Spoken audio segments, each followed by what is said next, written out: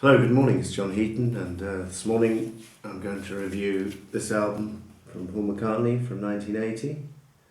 There's a couple of albums which are on my list to do, which I'm going to get round to. Don't worry, Wendy, I'm going to be doing Elton's Captain Fantastic next, I think. And also, inspired by me, Mr. Mayo's video of the John versus Paul syndrome, I think I'm going to do one on what I'm going to call the favourite Beatle syndrome, so I'm looking forward to that. But today I'll start off with Paul's album, his first solo album since 1970, 10 years after McCartney came out. This is McCartney 2, and it was preceded a month before, in April 1980, by this single, Coming Up.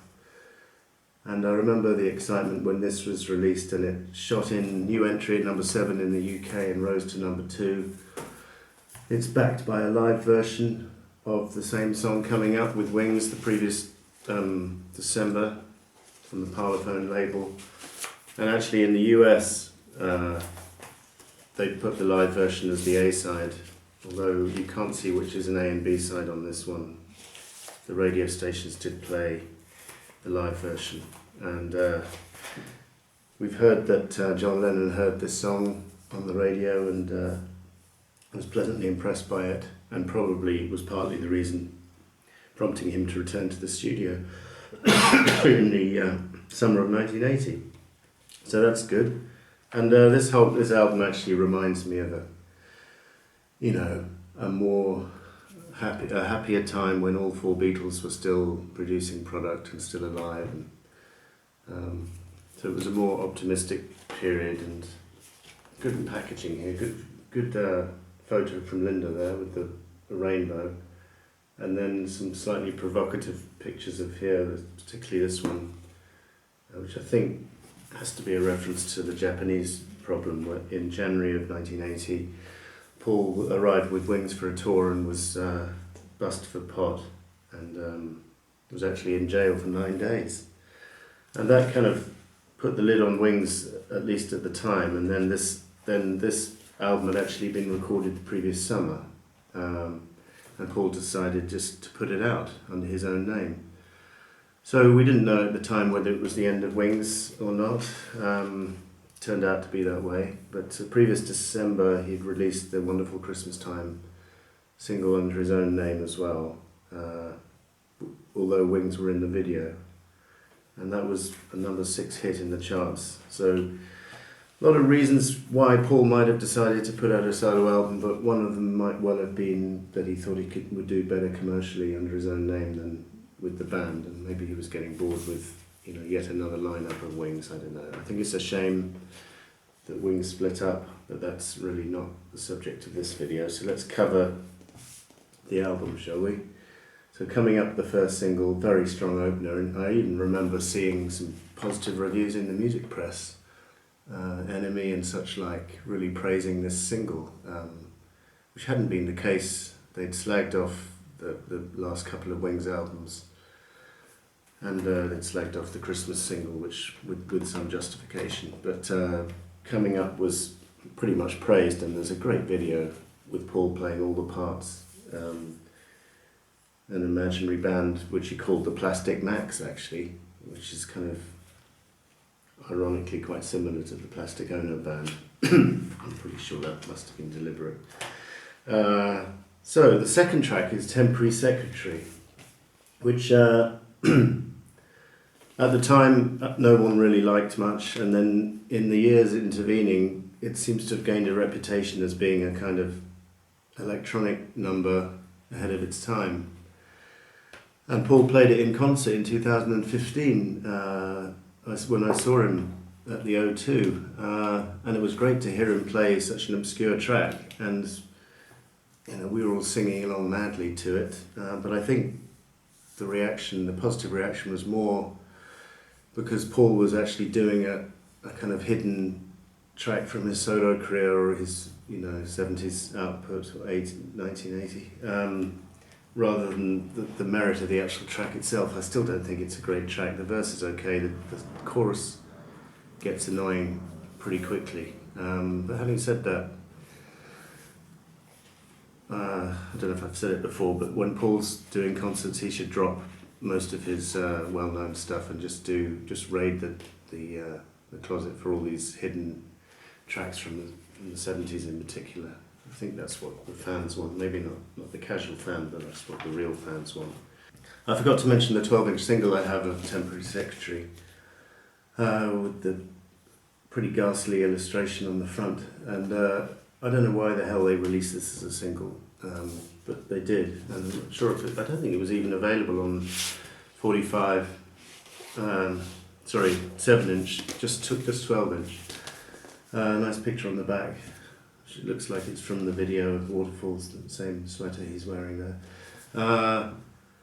And The Secret Friend, the B-side, it goes on for 10 minutes, I think, and it's dismissible and rightly did not make the final album.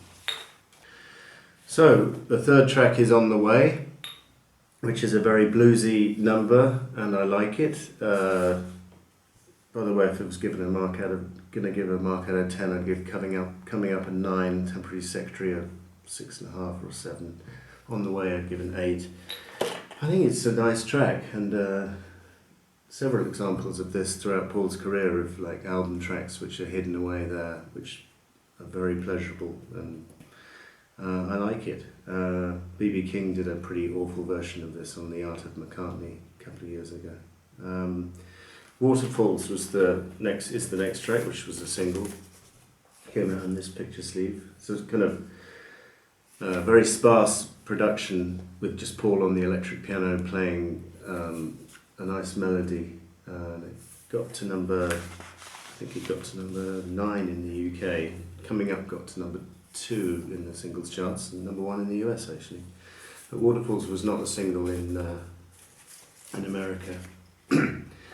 It's blessed with a rather awful B-side called Check My Machine, which is the first track recorded for these sessions, the McCartney 2 sessions, which is not great at all. But the track Waterfalls is nice, kind of wacky lyrics about polar bears and motor cars and stuff. Possibly a little bit underproduced and not as great as some people were saying at the time, but decent. I'd give that an 8 out of 10. And to close side 1, we've got Nobody Knows, which is another experimental track. I think this whole album is very brave actually, and experimental. He's playing all the instruments himself. He's using a 16-track Studer, and I like this track. I mean, melodically it's not much, but it's got a lot of drive, and closes side 1 pretty well. So halfway through, we're in good shape. I give that an 8 out of 10. And then we turn over to side 2, and unfortunately it goes downhill for the most part on side 2. We start off with an instrumental called Front Parlour, which is a very uninspiring title before we've even heard the song. And it's an instrumental, and it goes on too long. And there's a full-length version came out on the archive release, which is even longer. It's just pretty uninspired. I give that a 5 out of 10, I'm afraid. Summer Days song, going to give it a 7 out of 10 because the melody of the verse, there's only one verse, no chorus, it's one verse repeated twice, which has a glorious melody, but then there's a lot of kind of meandering, fiddling around on the electric piano and the strings, the artificial strings in the middle, and it doesn't quite work. It's a nice idea, and as I say, the tune itself is great. I'll give that a 7. And then there follows another instrumental called Frozen Jap, another provocative